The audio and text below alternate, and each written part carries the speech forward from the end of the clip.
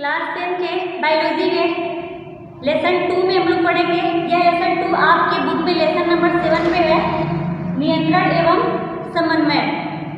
इसके पहले हम लोग जैव प्रक्रम पढ़े हैं। अभी हम लोग देखेंगे नियंत्रण एवं समन्वय, कंट्रोल एंड कोऑर्डिनेशन। इसका हम लोग पहला वीडियो स्टार्ट कर रहे हैं। हम लोग जानते हैं कि हमारे अर्थ पर जितने भी जीवधारी पाए जाते हैं वो अपने अनुकूल और प्रतिकूल जो भी वातावरण होता है उसके प्रति वे अनुक्रिया और प्रतिक्रिया प्रदर्शित करते हैं। इसको हम लोग देखते हैं, इसको हम लोग बोलते हैं स्टिमुलेशन या उद्दीपन, यानी वातावरणीय कारकों में होने वाले परिवर्तन जिनके प्रति जीव अनुक्रिया यानी रिस्पॉन्स व प्रतिक्रिया यानी रिएक्ट प्रदर्शित करता है, वह क्रिया उद्दीपन कहलाता है। जैसे कोई जीव है, ऊष्मा,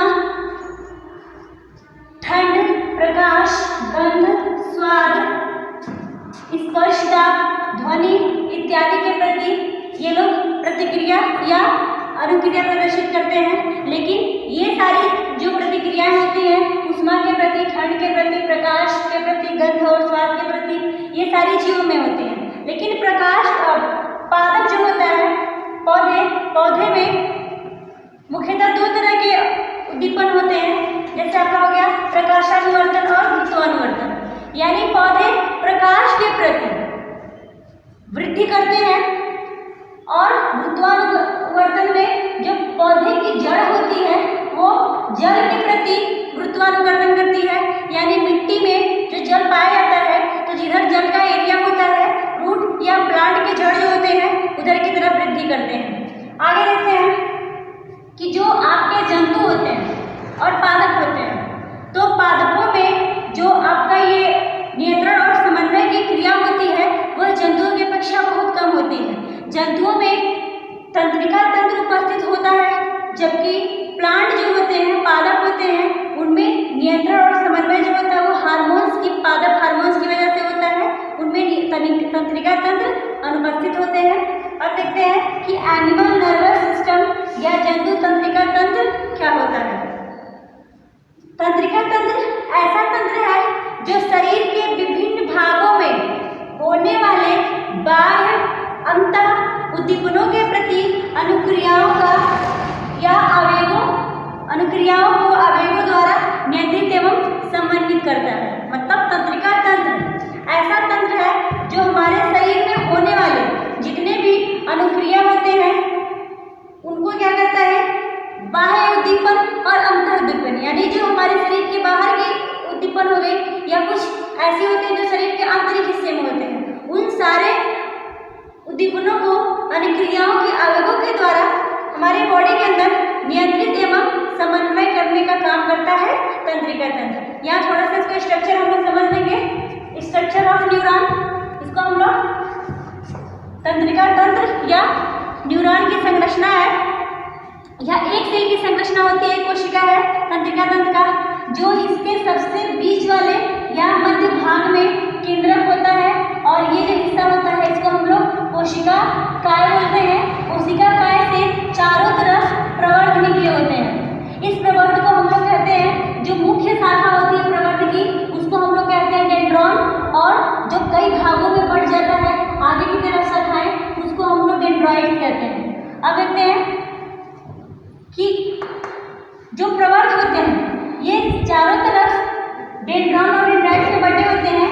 एक शाखा जो होती है वो बहुत ही लंबे भाग में नीचे की तरफ आती है मांसपेशियों में, और अन्य शाखाओं की जो ये डेंड्राइट्स और डेंड्रॉन होते हैं उससे जुड़ी होती है। इस लंबे वाले हिस्से को पतली नली की तरह जो संरचना होती है इसको हम लोग बोलते हैं एक्सॉन। एक्सॉन में जो बीच का स्ट्रक्चर होता है इसको हम लोग बोलते हैं माइलिन शीथ, और माइलिन शीथ ये स्ट्रक्चर जो होता है इसको हम लोग बोलते हैं रैम्बियर नोड।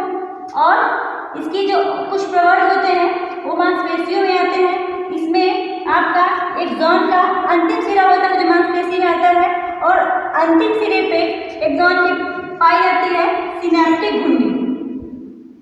एक्सॉन के अंतिम सिरे पे पाई जाती है सिनेप्टिक घुंडी, ये रैम्बियर नोड, बीच वाला हिस्सा जो है माइलिन शीथ, एक्सॉन, केंद्रक, कोशिका काय और जो ये प्रवर्ध का मुख्य शाखा होता है उसको डेंड्रॉन बोलते हैं, और प्रवर्ध से जो अन्य शाखाएं निकली होती हैं उसको हम लोग डेंड्राइट्स बोलते हैं। ये हो गया आपका स्ट्रक्चर ऑफ न्यूरॉन। अब ये जितने भी स्ट्रक्चर आपके होते हैं इसके बारे में हम लोग पढ़ेंगे। जो आपका कोशिका तंत्रिका कोशिका होती है, तो तंत्रिका कोशिका कितने भागों में डिवाइड है, इसमें कौन कौन से अंगक हैं, इसके बारे में हम लोग कि तंत्रिका कोशिका या न्यूरॉन की संरचना। इसके पहले हम लोग फिगर के द्वारा उसका स्ट्रक्चर देखे थे। अभी हम लोग देखेंगे कि जो तंत्रिका कोशिका और न्यूरॉन होता है वह मुख्यतः दो भागों में बटा होता है। पहला होता है कोशिका काल, जिसको हम लोग साइटोन भी बोलते हैं। दूसरा होता है तंत्रिकाक्ष या एक्सॉन।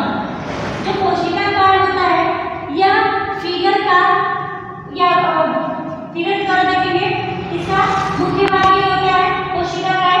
तो कोशिका काल में कोशिका काल जो होता है इसमें केंद्रक होते हैं, डेंड्रॉन और डेंड्राइट्स होते हैं, मतलब इसके साइड से अनेक प्रवर्ध निकले होते हैं। और जो ये इसका कोशिका द्रव होता है, इस कोशिका द्रव में अनेक छोटे छोटे प्रोटीन के कण उपस्थित होते हैं।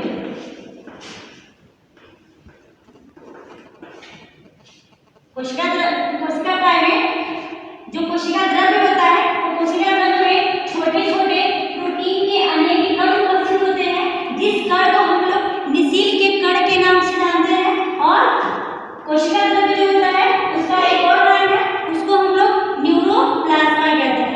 यानी तंत्रिका कोशिका का जो कोशिका काल होता है उसमें एक केंद्रक पाया जाता है, कोशिका द्रव्य होता है, उस कोशिका द्रव्य को हम लोग न्यूरोप्लाज्म कहते हैं। और उसके बाद जो न्यूरोप्लाज्म या कोशिका द्रव्य होता है उसमें छोटे छोटे प्रोटीन के कण पाए जाते हैं, उस प्रोटीन के कण को हम लोग निसील के कण कहते हैं। अब आगे देखेंगे तंत्रिकाक्ष या एक्सॉन। हम लोग इसके पहले फिगर में पढ़े बच्चों कि जो आपका साइटोन या कोशिका काल होता है इसके चारों तरफ अनेक प्रवर्ध निकले होते हैं, जिसको हम लोग डेंड्रॉन या डेंड्राइट्स कहते हैं। लेकिन एक प्रवर्ध ऐसा भी होता है जो बहुत ही नीचे तक लंबा एकदम निकला होता है, ऐसा आप लोग देख रहे हैं नीचे तक निकला है, इस हिस्से को हम लोग एक्सॉन कहते हैं। इस एक्सॉन में पाया जाता है माइलिन शीथ, गैंग्लिया नोड्स और उसके बाद से सिनेप्टिक गुठलियां।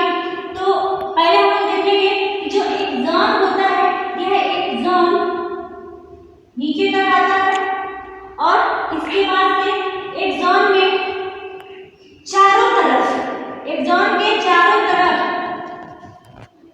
न्यूरिलेमा का आवरण पाया जाता है। जो आपका एक्सॉन होता है उसके चारों तरफ पतली परत होती है न्यूरिलेमा की, यानी एक्सॉन के चारों तरफ न्यूरिलेमा का आवरण होता है। अब एक्सॉन और न्यूरिलेमा आवरण के बीच में मसी या फैटी पदार्थ पाया जाता है। जैसे ये आपका एक्सॉन हो गया और एक्सॉन के बाद से जो न्यूरिलेमा का आवरण पाया जाता है, तो एक्सॉन और न्यूरिलेमा दोनों के आवरण के बीच में ये जो पदार्थ पाया जाता है वह वसीय पदार्थ यानी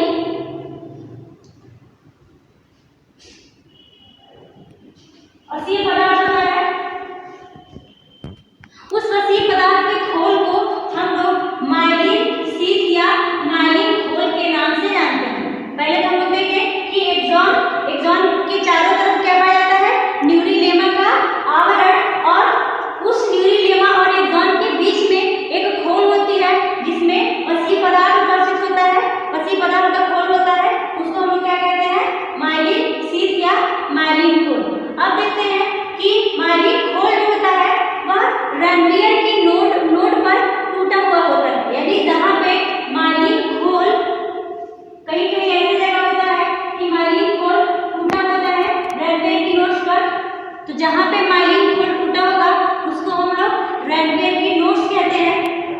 अब देखते हैं कि इस पूरे संपूर्ण आवरण को जितना भी हम लोग पढ़े हैं, तो पूरा जो संपूर्ण आवरण होता है एक्सॉन, न्यूरिलेमा, माइलिन शीथ, उस पूरे आवरण को हम लोग कहते हैं मज्जा अक्षार। अब देखेंगे कि जो माइलिन खोल, जिस तंत्रिका तंत्र में माइलिन खोल उपस्थित होता है उस तंत्रिका कोशिका को हम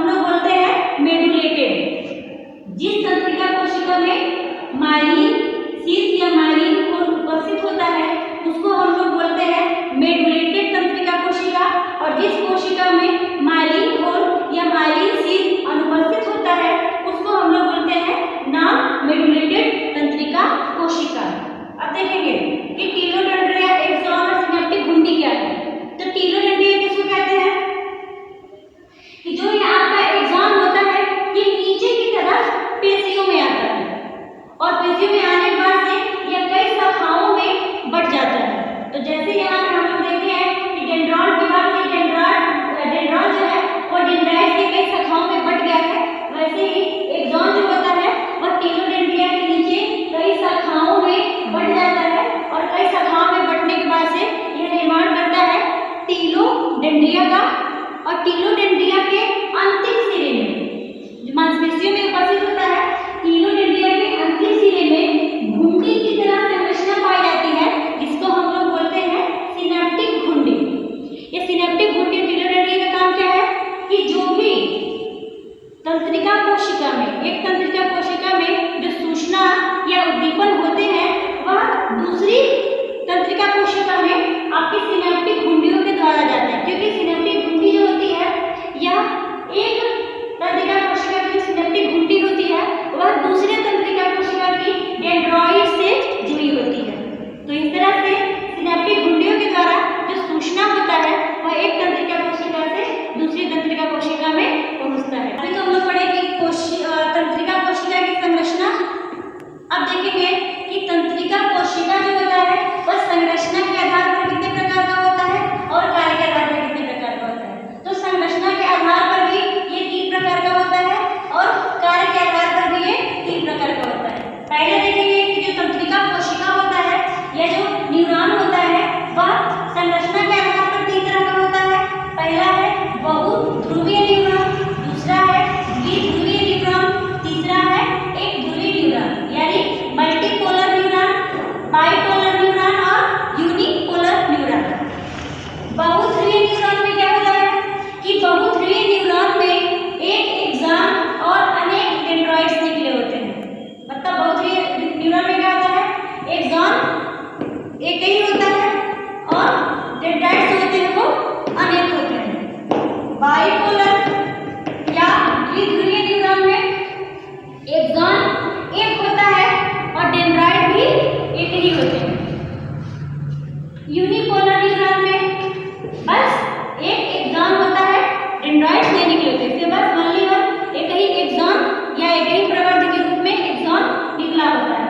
अब देखते हैं कार्य के आधार पर न्यूरॉन के प्रकार। तो कार्य के आधार पर भी न्यूरॉन 3 तरह के होते हैं, सेंसरी न्यूरॉन, संवेदी न्यूरॉन, मोटर न्यूरॉन, चालक या प्रेरक न्यूरॉन, इंटर न्यूरॉन, सहचर तंत्रिका कोशिकाएं। तो सेंसरी न्यूरॉन क्या होता है इसको हम देखेंगे, जिसको हम लोग संवेदी न्यूरॉन के भी नाम से जानते हैं। सेंसरी न्यूरॉन जो होते हैं वह अंगों से संवेदनाएं लेकर के केंद्रीय तंत्र तक पहुंचाने का काम करते हैं, जिस केंद्रीय तंत्र में हमारा मस्तिष्क और सुषुम्ना आता है। मस्तिष्क और सुषुम्ना तक अंगों से संवेदनाएं लेकर के केंद्रीय तंत्र तक, जिस केंद्रीय तंत्र में क्या आएगा हमारा मस्तिष्क और सुषुम्ना, वहां तक पहुंचाने का काम करते हैं संवेदी या सेंसरी न्यूरॉन। अब देखते हैं मोटर न्यूरॉन या चालक या प्रेरक न्यूरॉन का काम क्या होता है। तो चालक और प्रेरक न्यूरॉन में जो केंद्रीय तंत्र में संवेदनाएं होती है या सूचनाएं होती है उसको कार्यकारी अंगों तक लाने का काम करता है, यानी केंद्रीय तंत्र से जो सूचना होती है उस सूचना को वापस आपके कार्यकारी अंगों तक लाने का काम करता है मोटर न्यूरॉन या चालक या प्रेरक न्यूरॉन। अब देखेंगे तीसरा इंटर न्यूरॉन, इसको हम लोग सहचर तंत्रिका कोशिकाएं बोलते हैं। यह जो इंटर न्यूरॉन होता है यह सेंसरी न्यूरॉन और मोटर न्यूरॉन दोनों के बीच में संबंध स्थापित करने का काम करता है। दोनों के बीच में क्या करता है, संबंध स्थापित करता है। संवेदी न्यूरॉन और चालक न्यूरॉन दोनों के बीच में जो आपका सहचर तंत्रिका कोशिका होता है वह संबंध स्थापित करने का काम करता है या इन दोनों को जोड़ने का काम करता है। अब देखेंगे कि तंत्रिका तंत्र के भाग, तंत्रिका तंत्र के कितने भाग होते हैं। तो तंत्रिका तंत्र मुख्यतः इसका 3 भाग होता है। देखेंगे केंद्रीय तंत्रिका तंत्र जिसको हम लोग बोलते हैं सेंट्रल नर्वस सिस्टम, परिधीय तंत्रिका तंत्र, पेरिफेरल नर्वस सिस्टम, स्वायत्त तंत्रिका तंत्र, ऑटोनॉमस नर्वस सिस्टम। अभी हम लोग पहले पढ़ेंगे केंद्रीय तंत्रिका तंत्र या सेंट्रल नर्वस सिस्टम। इसमें हमारा ब्रेन, मस्तिष्क आता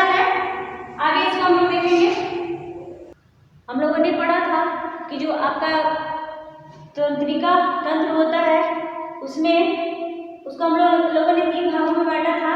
पहला है केंद्रीय तंत्रिका तंत्र, परिधीय तंत्रिका तंत्र, तीसरा है स्वायत्त तंत्रिका तंत्र। पहले हम लोग पढ़ेंगे केंद्रीय तंत्रिका तंत्र में ब्रेन के बारे में। इसमें हम लोग को मस्तिष्क और स्पाइनल कार्ड यानी मेरुरज्जु के बारे में पढ़ना है। अभी हम लोग देखेंगे, हम लोग जानते हैं कि जो मानव है, जितने भी जंतुओं में मानव एक ऐसा प्राणी है जिसका जो ब्रेन होता है वो वेल डेवलप और अत्यधिक विकसित होता है। इसके बाद हम लोग देखते हैं कि हमारा मस्तिष्क जो होता है वो करोटी गुहा में स्थित होता है और यह बहुत ही कोमल अंग होता है।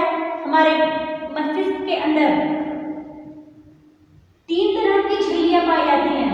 करोटी गुहा के जस्ट बाद 3 तरह की झिल्लियां पाई जाती हैं और इन झिल्लियों के बीच में जो थोड़ी थोड़ी गैपिंग होती है उसमें दूसरे पदार्थ भरे होते हैं जो बाहरी आघातों से हमारे मस्तिष्क की सुरक्षा करते हैं। जो मस्तिष्क का आंतरिक भाग होता है उससे मस्तिष्क की सुरक्षा करते हैं। आगे देखते हैं कि ऊपर का जो हिस्सा होता है इसको हम लोग बोलते हैं मस्तिष्क आवरण। उसके बाद से ये वाला जो हिस्सा होता है इसको हम लोग बोलते हैं पायराइटल पॉली और नीचे वाला जो हिस्सा होता है इसको हम लोग बोलते हैं ऑक्सीपिटल पॉली।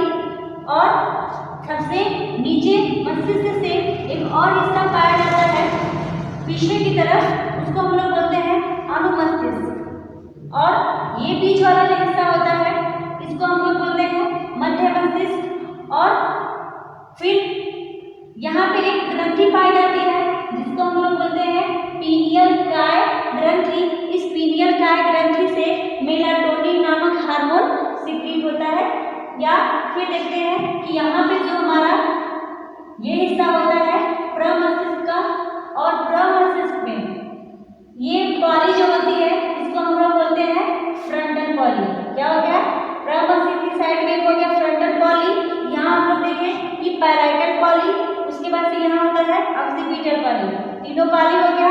ऊपर का जो हिस्सा है इसको हम लोग बोलते हैं मस्तिष्क आवरण।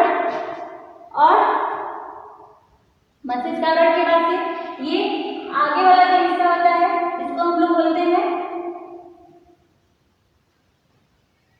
प्रमस्तिष्क।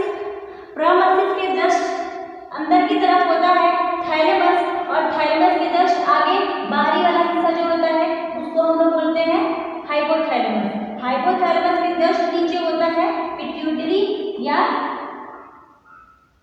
पिट्यूटरी ग्रंथि, और पिट्यूटरी ग्रंथि के नीचे वाला जो हिस्सा होता है ये हिस्सा, इसको हम लोग बोलते हैं मध्य मस्तिष्क। और मध्य मस्तिष्क के और बैक साइड वाला हिस्सा होता है पीनियल काय, जिससे मेलाटोनिन नामक हार्मोन सिक्रीट होता है। और उसके बाद से ये वाला जो हिस्सा होता है इसको हम लोग अनुमस्तिष्क बोलते हैं। मध्य मस्तिष्क के नीचे की तरफ एक पतली संरचना गई होती है, उस संरचना को हम लोग बोलते हैं मेरुरज्जु। ये आपके मस्तिष्क का या ब्रेन का स्ट्रक्चर है। अब हम लोग देखते हैं कि जो मानव मस्तिष्क होता है, इस मानव मस्तिष्क को मुख्यतः 3 भागों में बांटा गया है, अग्र मस्तिष्क, पक्ष मस्तिष्क और मध्य मस्तिष्क। अभी हम लोग देखेंगे कि जो मानव मस्तिष्क होता है इसका जो भार होता है वो लगभग 1.4 kg 1.4 किलोग्राम का होता है। नेक्स्ट अभी देखेंगे हम लोग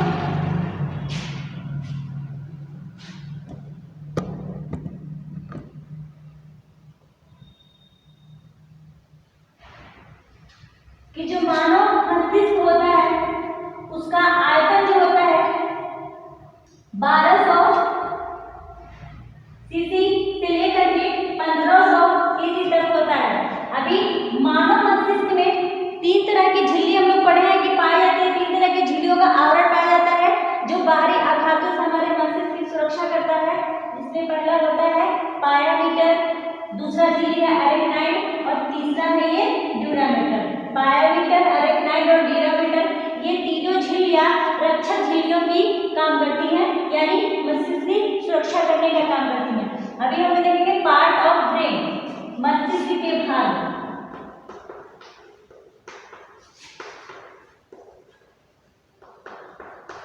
मस्तिष्क के भाग में देखेंगे कि मुख्यतः हम लोग देखेंगे कि मस्तिष्क को हम लोग 3 भागों में बांटते हैं, अग्र, मध्य और पश्च। अग्र मस्तिष्क को हम लोग बोलते हैं प्रोसेंसेफेलॉन, मध्य मस्तिष्क को बोलते हैं मेसेनसेफेलॉन और पश्च मस्तिष्क को बोलते हैं रोम्बेनसेफेलॉन। एक बार फिर देखेंगे, अग्र मस्तिष्क को क्या बोलते हैं? प्रोसेंसेफेलॉन, मध्य मस्तिष्क को बोलते हैं मेसेनसेफेलॉन और पश्च मस्तिष्क को बोलते हैं रोम्बेनसेफेलॉन। अब देखते हैं कि अग्र मस्तिष्क को हम लोग मुख्यतः 2 भागों में बांटते हैं, प्रमस्तिष्क और डायनसेफेलॉन। इसी में आपका घ्राण पिंड और ओल्फैक्टरी भी आता है।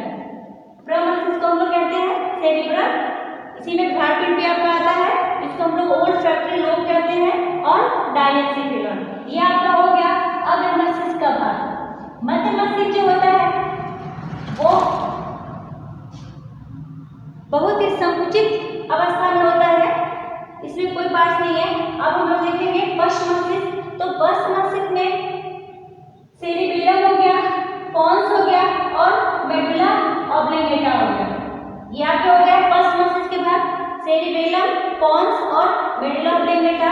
इन तीनों से मिलकर बनता है आपका पश्च मस्तिष्क, या इसको हम लोग बोलते हैं हिंड ब्रेन या रोम्बेनसेफेलॉन।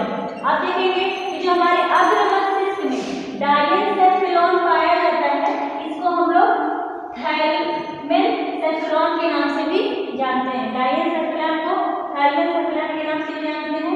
थैलेमेनसेफेलॉन को 3 भागों में बांटा जाता है, एपिथैलेमस, दूसरा है थैलेमस, तीसरा है हाइपोथैलेमस। अभी सबको हम लोग एक एक करके पढ़ेंगे। सबसे पहले हम लोग पढ़ेंगे अग्र मस्तिष्क में प्रमस्तिष्क या सेरिब्रम। अग्र मस्तिष्क का भाग उसमें हम लोग पढ़ने का डायनसेफेलॉन और प्रमस्तिष्क, इसमें हम लोग प्रमस्तिष्क पढ़ेंगे, सेरिब्रम। इसमें हम लोग देखेंगे कि जो आपका प्रमस्तिष्क होता है यह मस्तिष्क का सबसे बड़ा भाग होता है। प्रमस्तिष्क हमारे मस्तिष्क का सबसे बड़ा भाग होता है, लगभग 80% जो होता है ये हमारे मस्तिष्क का भाग होता है। और यह जो हमारा प्रमस्तिष्क होता है यह धूसर और श्वेत पदार्थों द्वारा निर्मित होता है। इसमें प्रमस्तिष्क जो होता है यह लंबवत दाएं और बाएं 2 गोलार्धों में विभक्त होता है। जैसे मस्तिष्क का हमारा हिस्सा ऐसे होता है तो बीच में लंबवत 2 गोलार्ध होते हैं जो तंत्रिका तंत्रों से जुड़े होते हैं। ये लेफ्ट और राइट, दाएं और बाएं 2 गोलार्धों में विभक्त होता है। लंबवत विधर में प्रमस्तिष्क, फिर कहते हैं कि जो प्रमस्तिष्क के गोलार्ध होते हैं, यानी जो प्रमस्तिष्क के गोलार्ध होते हैं इसमें अनेक बलन और भंज पाए जाते हैं जो क्या करते हैं हमारे मस्तिष्क को सतह प्रदान करने का काम करते हैं। आगे देखते हैं कि जो गोलार्ध होते हैं इन गोलार्धों में स्मृति केंद्र, यानी मतलब कुछ चीजों को हमको याद करने की या सोचने की जो क्षमता होती है, सोचने विचारने का केंद्र होता है।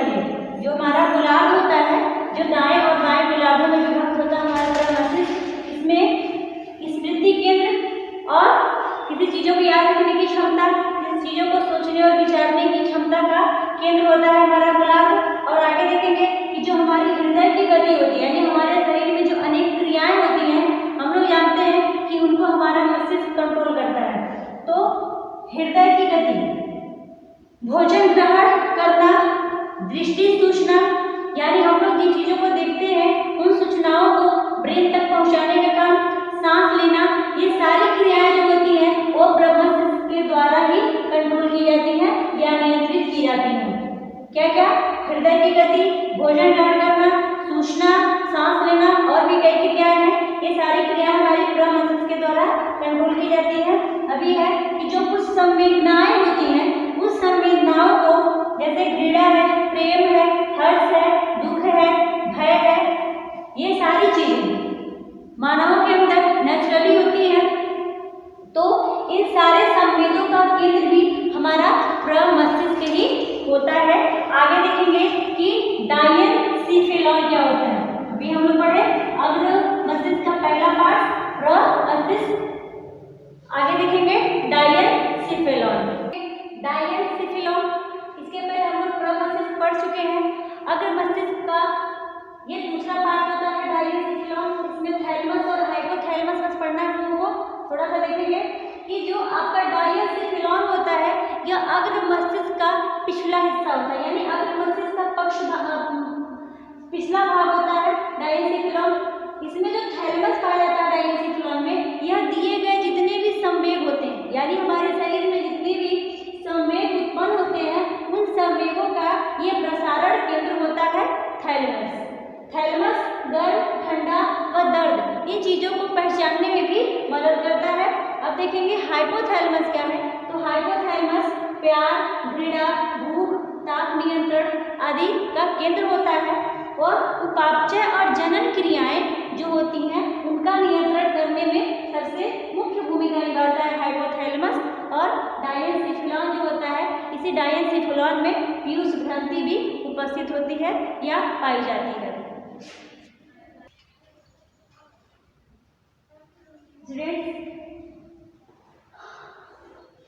हम लोग अग्र मस्तिष्क पढ़ लिए, प्रमस्तिष्क और डायएंसिफिलॉन।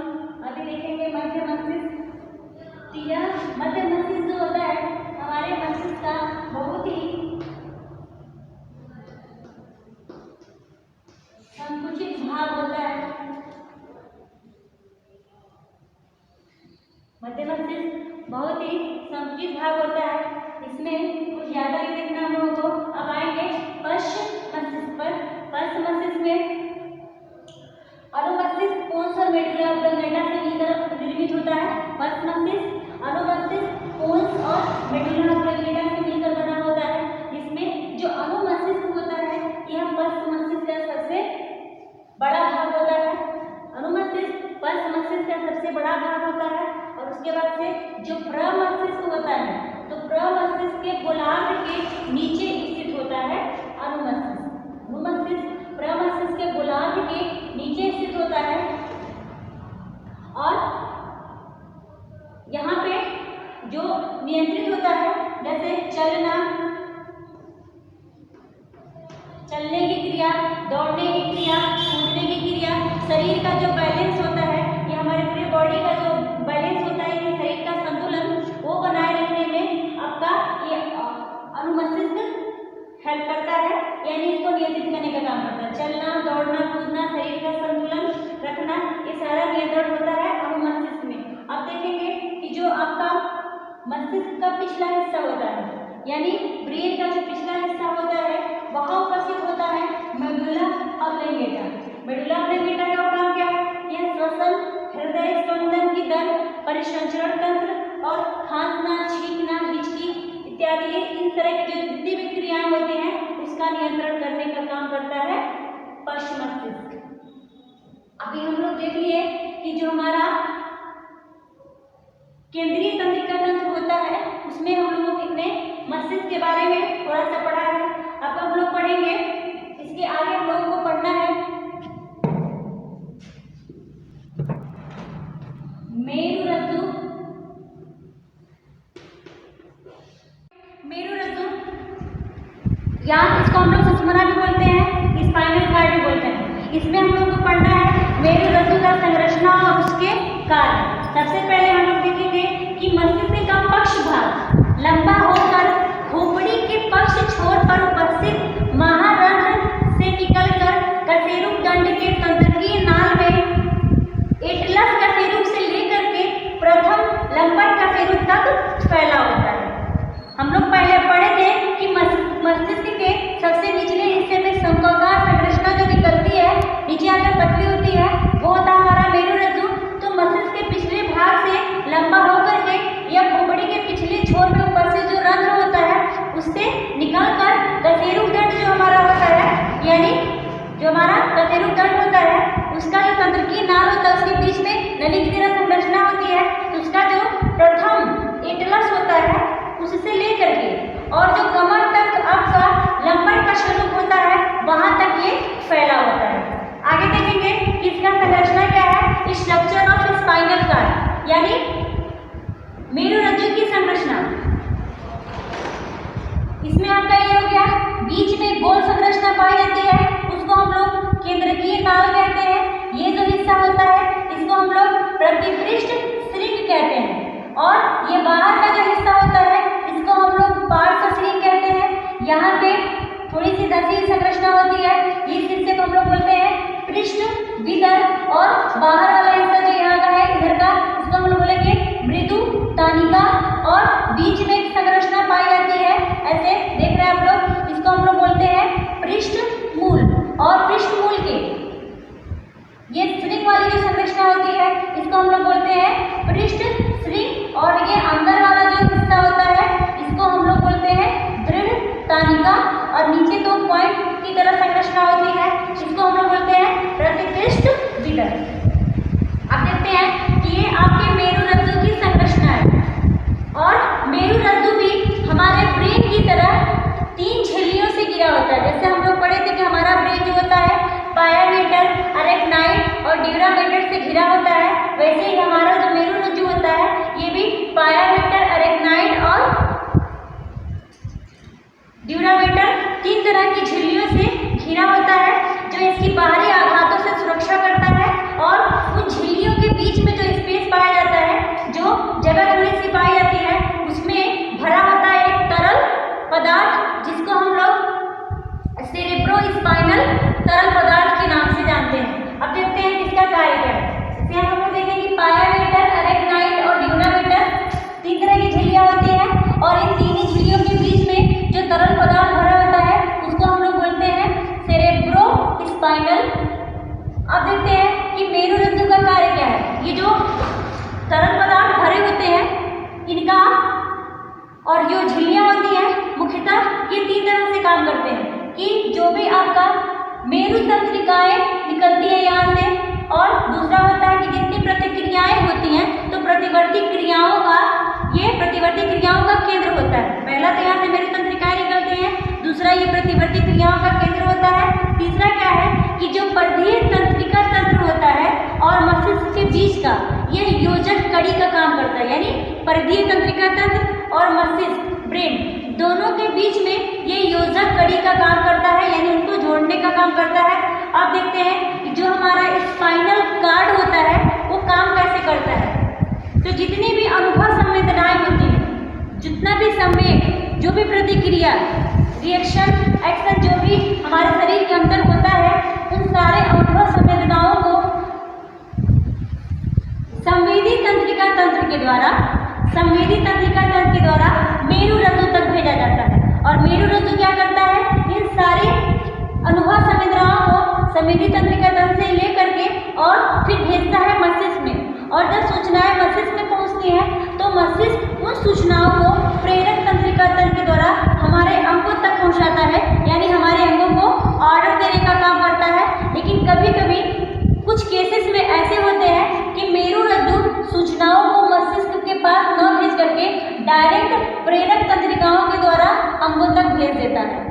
जैसे यहाँ पे अनुभव संवेदना संवेदी तंत्रिका तंत्र के द्वारा मेरुरज्जु को मिला, और मेरुरज्जु से वे संवेदनाएं या सूचनाएं मस्तिष्क तक जाती हैं, और मस्तिष्क प्रेरक तंत्रिका से अंगों में भेजता है। लेकिन कुछ केसेस में मेरुरज्जु जो होता है वह डायरेक्ट सूचनाओं को प्रेरक तंत्रिका तंत्र को भेज करके, मस्तिष्क को न भेज करके सीधा भेजता है प्रेरक तंत्रिका तंत्र में, और ये प्रेरक तंत्रिका तंत्र से सीधे अंगों में आता है। इस क्रिया को हम लोग प्रतिवर्ती क्रिया कहते हैं। यानी जब कभी मेरुरज्जु संवेदनाओं को या क्रियाओं को मस्तिष्क में न भेज करके सीधा प्रेरक तंत्रिका तंत्र के द्वारा अंगों में भेजता है, उस क्रिया को हम लोग कहते हैं प्रतिवर्ती क्रिया।